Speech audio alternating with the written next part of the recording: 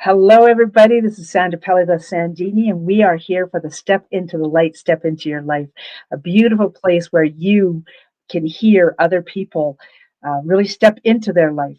Take a moment to subscribe to this channel and know that this is something that is for you. Step into the light, step into your life. I see the incredible you.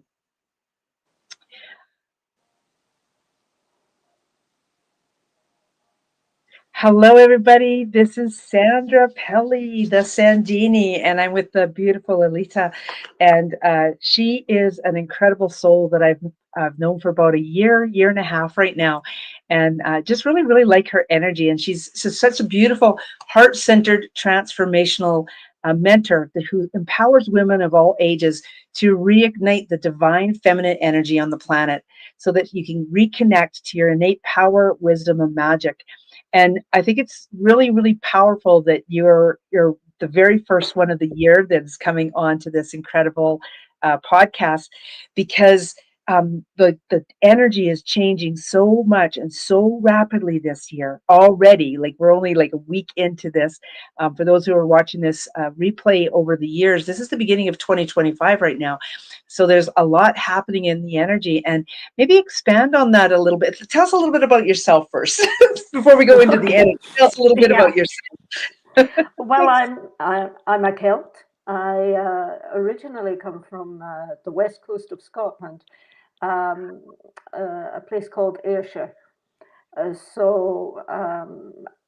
lived there until I was 23, and then I got offered a job in Paris, in France, and I had a week to pack up and move, which I did, thinking it would only be for 6 months, and 50 odd years later, I'm still here.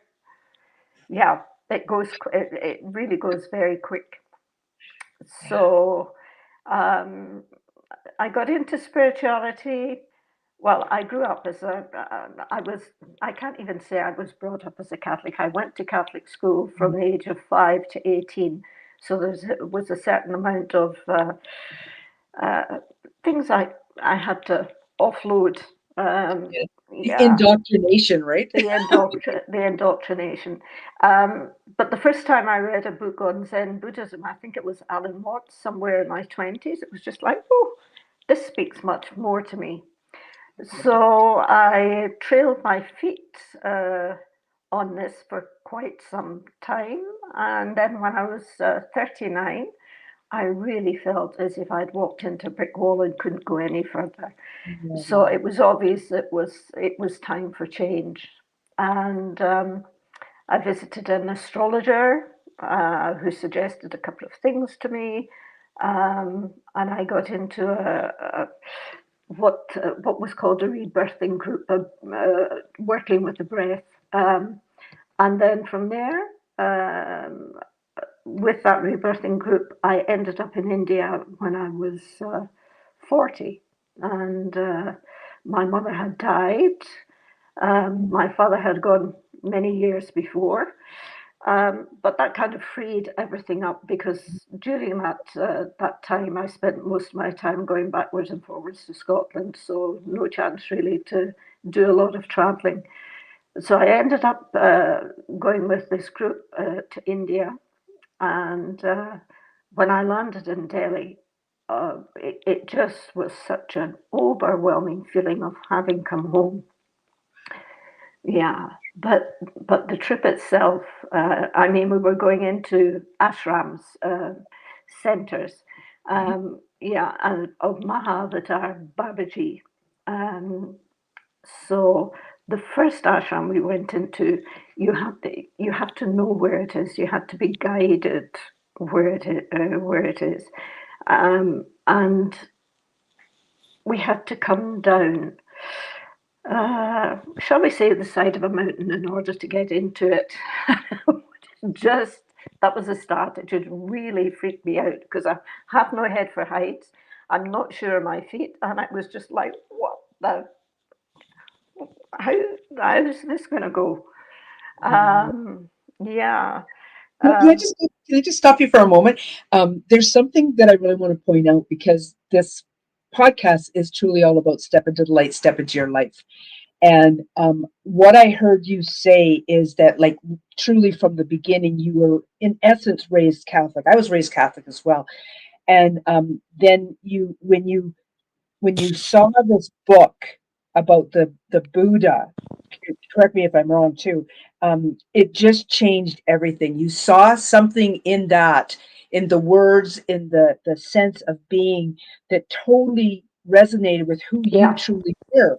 And from that moment forward, you began this different type of journey than what you were before. And this is why I wanted to point this out, because it's step into the light, step into your life, and that's what I hear you were doing. Like, and it wasn't fun at first, right? Like, it's muddy, it's greasy, it's like all got this icky stuff, and then you started to have things fall into place. So thank you for letting me interrupt you, because I just really wanted to drive that home for the listeners, is that it's not always a really nice process, but it's usually a trigger that happens that moves us forward, whether it's a good trigger or whether it's a trigger that isn't so good. And in your case, this book is the thing that made the difference. And I'll tell you, a book made a difference in my life as well. yeah, yeah. I can't remember which Alan Watts book it was, but just so much wisdom that resonated with me. Yeah. And I just remember in this ashram, I mean, I think we were all there because it was a biggish group, and we were, I think, about 7 or 8 people from France, and then Americans and whatever. So, Hindu tradition, um, in the middle of nowhere, up at 4 o'clock in the morning, into the long petticoat, over the stones on the bank of the Ganges, and into the freezing cold water at 4 o'clock in the Mm. morning before you start the ceremonies and the chants. But yeah, and it was just like, what on earth? I mean, but at the same time, this is really it. The Babaji ashram at that time, it was music.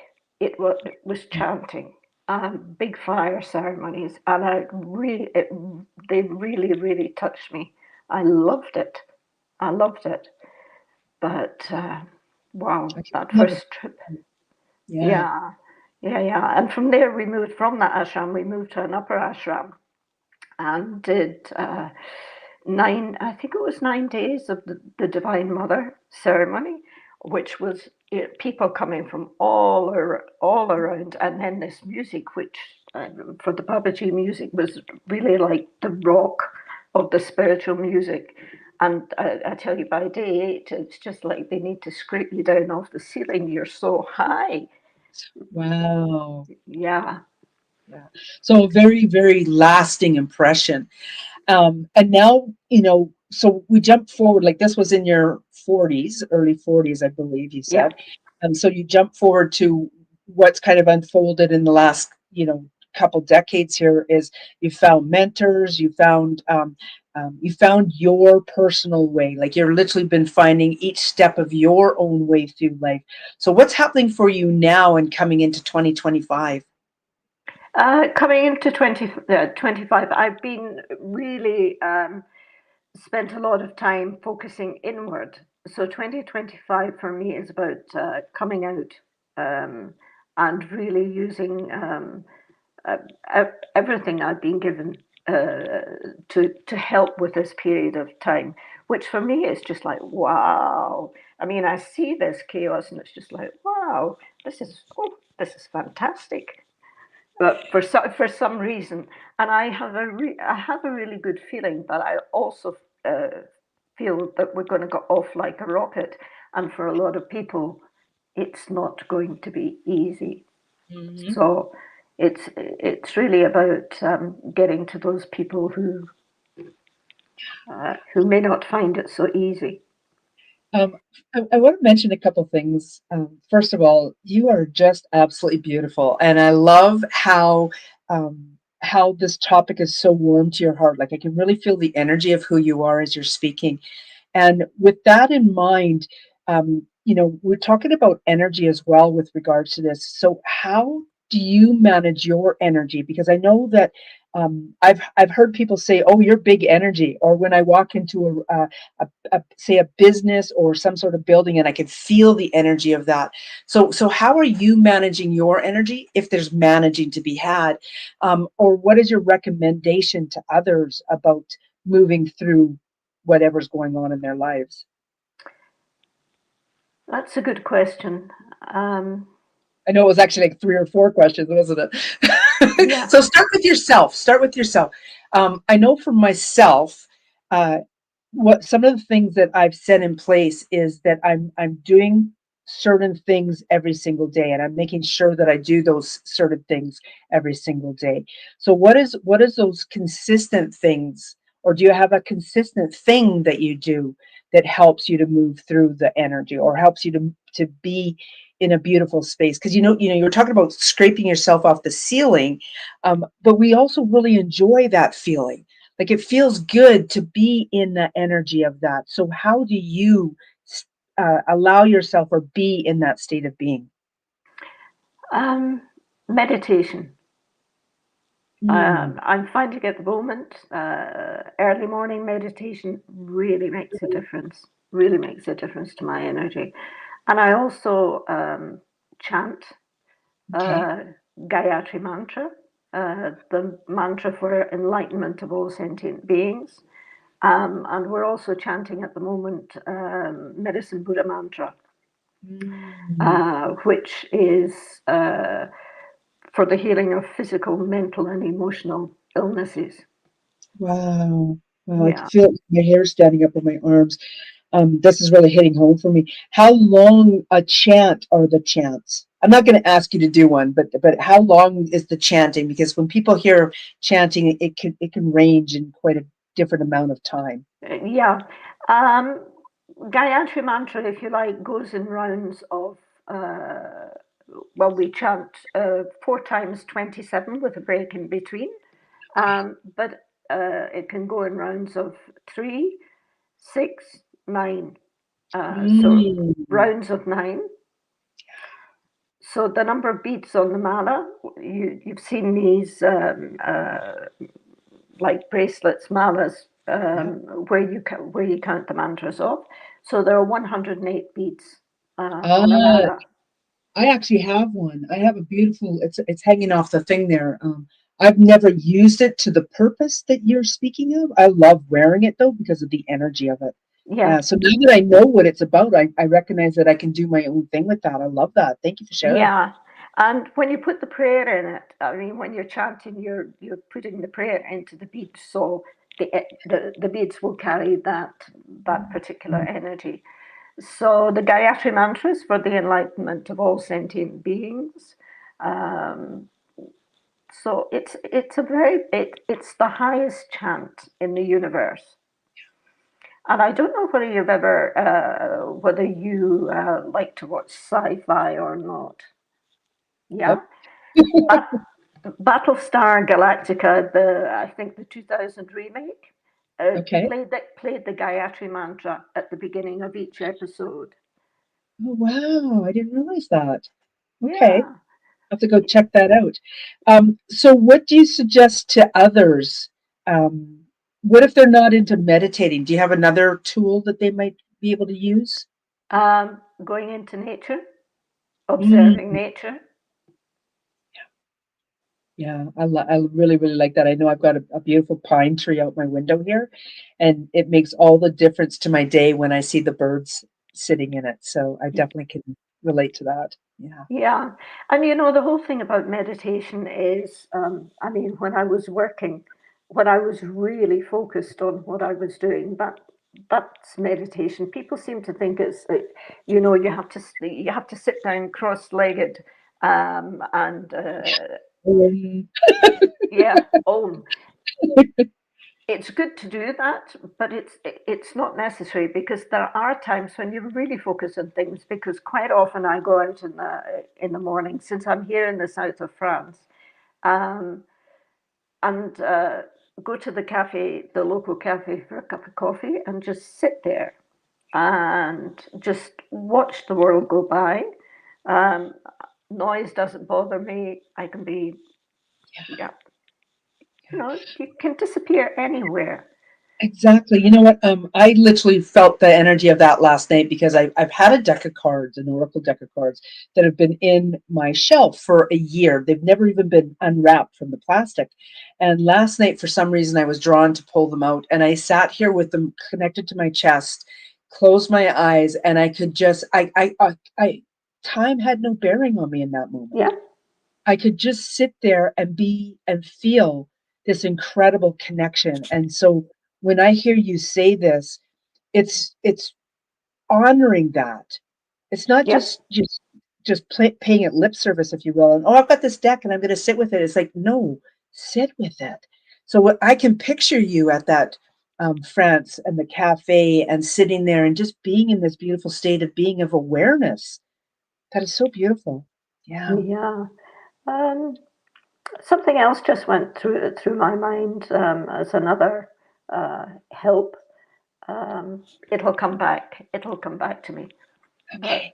yeah, I know too that I'm consciously aware of, and I think the way that this one's come in is that we've been talking about energy to very minimal degrees here, meaning that there's an awareness of energy, and I alluded to the fact that I could feel or people felt my energy when I come into a space because I'm big energy, and I'm really consciously aware of just how expanded my energy is, and yes, I can bring it in. Do I choose to bring it in? Usually not, but it's usually out there, um, and that is a frequency. That's a frequency that I'm choosing to walk around in. It's why there's empaths. It's why all of us technically are empaths, is because we can feel that frequency. So tell me a little bit about what frequencies mean for you. yeah. Upping your frequency is the thing we need to do 2025, really. Um, because if you can up your frequency, you're less likely to get caught um, in what is going on, to get caught up, to get emotionally caught up, to get in the fear, to get in this whatever. Um, so really upping your frequency, and as I say, for me, that's it's meditation. It is chanting. It is also for me calling on my teacher, calling on my master. Um, Really, it is the time to lean on them. Um, so that was something else I would recommend. I mean, if you want to meditate, get a teacher Mm, to help you wow. do that. Yeah. Um, so here's a question for you. Who've been some of the influential people in your world? Like for me, uh, I know that this may not be a name that's known to you because she's very much Albertan per se, Yeah. but Tanis McRae, the book that she wrote, Talking with Myself, that was like a game changer for me. Gay Hendricks' book, uh, Leap. Uh, oh, I can't even remember what it's called now. Something out the big leap or something like that. I think it's called. My gosh, I'm so apologize, Gay Hendricks, for, for saying the title that way. And then too, there's people like Denise Lynn has been very instrumental for myself. Lee Harris has been very instrumental for myself. So who are some of your energetic go tos, if you will? My energetic go-tos really are my teacher, Jivanjili, who has a site, who is also online. Okay. And we're really very privileged to be her student because we have access, and she doesn't have a huge sangha, as they call it. She doesn't have a huge. And then the guru of my guru is Shanti Mai, who is American, who has lived in India. She's the head of the lineage, and at the moment living in France in the Pyrenees, not so far from here either. Another influence is a Tibetan nun, a Tibetan, well, now the equivalent of a female Rinpoche called Tenzin Palmo, who wrote a book called Cave in the Snow. Well, she didn't write it. Someone wrote her story of it. Who's an English Tibetan nun who went to Tibet when she was 21 to find her master. She's the same age as me, and then not being allowed to be around her master because she was a woman, not to be able to receive the teachings because she was a woman. She went to live in a cave high in the Himalayas for 12 years, sitting up in a box for 12 years. And that way she got to receive the teachings from her master in a different way. But now is someone who is highly regarded. She has a nunnery in Tibet. So these have been my primary influences. First of all, my teacher, I can feel the ancient wisdom of this, like the ancient knowledge that's coming through this. It just feels very, very powerful. What I'm getting the sense of with this too is that there's a shift starting to happen as well, and we are finding. I don't know. I don't want to. How does this want to come through? It feels like there are starting to be more ways for people to connect. Yes, there's the traditional ways, like the way that you have come through. I can hear that by your masters, your mentors, if you will, and the power of that. And then there's the kind of like the up and coming new breed, if you will, and just kind of like finding that crossover that works for each individual is so it's the pathways that are being laid down in front of people right now. So when we talk about that frequency again, what is something that you would like to say about frequencies that may help another? Like, is it a number of a frequency, or is that um, um, like you It's a alluded good to? question. It's a good question. Right? Yeah, it's a good question.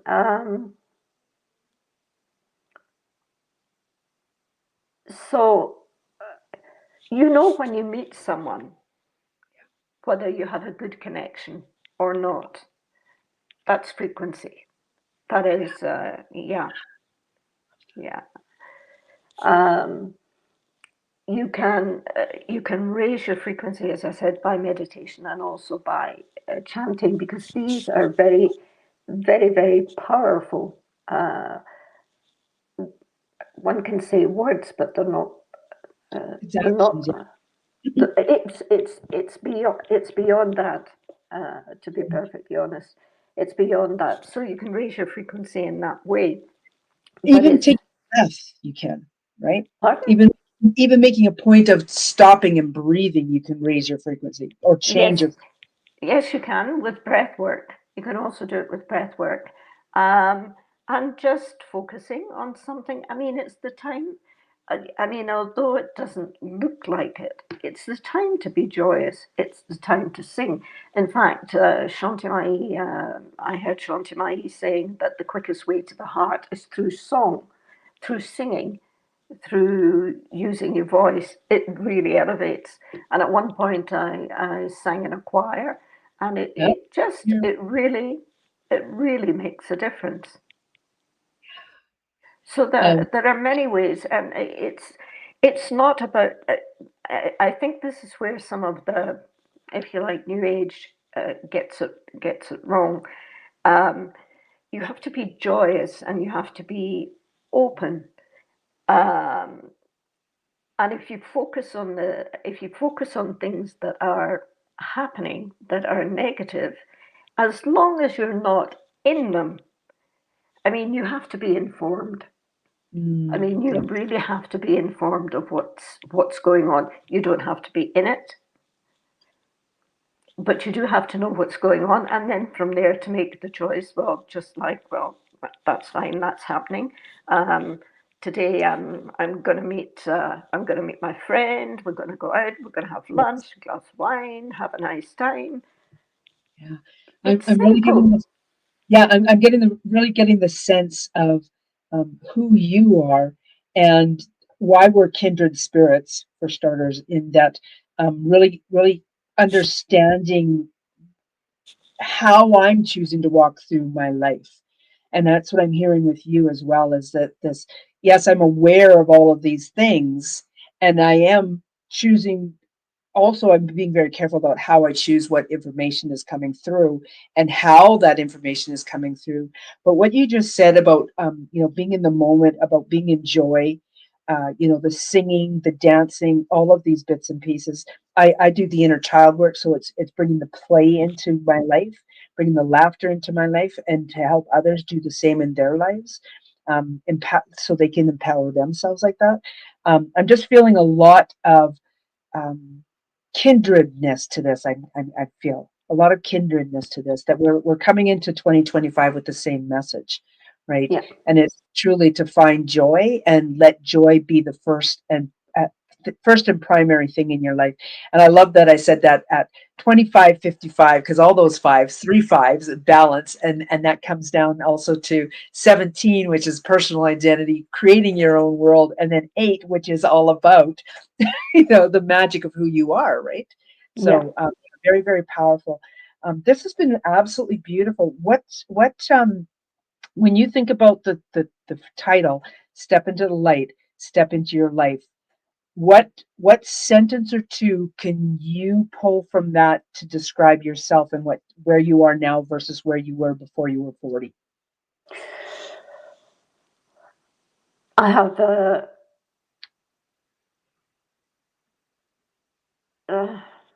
how to say it? I'm aware of all my conditioning,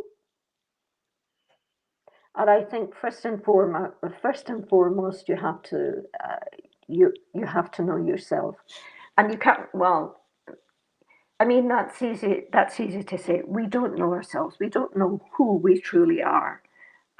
But it's only by becoming aware of the conditioning and becoming aware that it isn't who we are at that very fundamental level.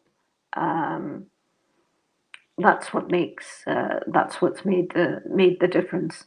And I have to say, with my teacher, such give, give, give with her and with Shanti Mai. I mean, role models just for giving. The heart overflows, and they just give. And if you're not, for myself, if I they let you go so long before it's yes, that this is what it is. This is what you Mm, have to clean up. love that. I love that. Uh, Feels very good. Go ahead, you yeah, guys. Yes. yeah. So it really is about knowing yourself. I love it. I love it.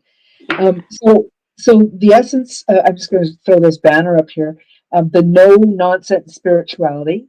What Yeah. would you like to leave with the audience? What words of wisdom or gift, if you will? What would you like to leave with the audience? It's simple. It's not anything difficult. Everything is spiritual. I want to do a little dance because you're so speaking my language. I truly believe it's very simple as well, and that's how I changed my Yeah, life. Is simple steps, right? Yeah. yeah. Simple steps, and it just really it's as simple as getting up and making your bed and sitting down and having your coffee and um, uh, uh, looking out the window and seeing the trees or whatever. It really is very simple, and being kind to people. Yeah, exactly. I think that's a very, very important piece as well. I'm just going to add this to here. This is one of the ways to find you. How can people find you in other places? Like, do you have a website or? And not yet. That's a work in progress, and I probably will have even more grey hair by the time that's it. I consider mine blonde, not gray. Uh, Anyway, you're definitely can be found on Instagram, and you can look for the same name, I believe, on Facebook. Yes, I'm more on Facebook than I am on Instagram. Okay. Okay, yeah. So I definitely would recommend you look up this beautiful soul. She is truly very, very magical, and yeah, you're definitely a leader in showing people the way, and I really appreciate you. Thank you so much for being my guest And today. well, thank you for inviting me, Sandra. It's always a pleasure. It is. It is. Thank you.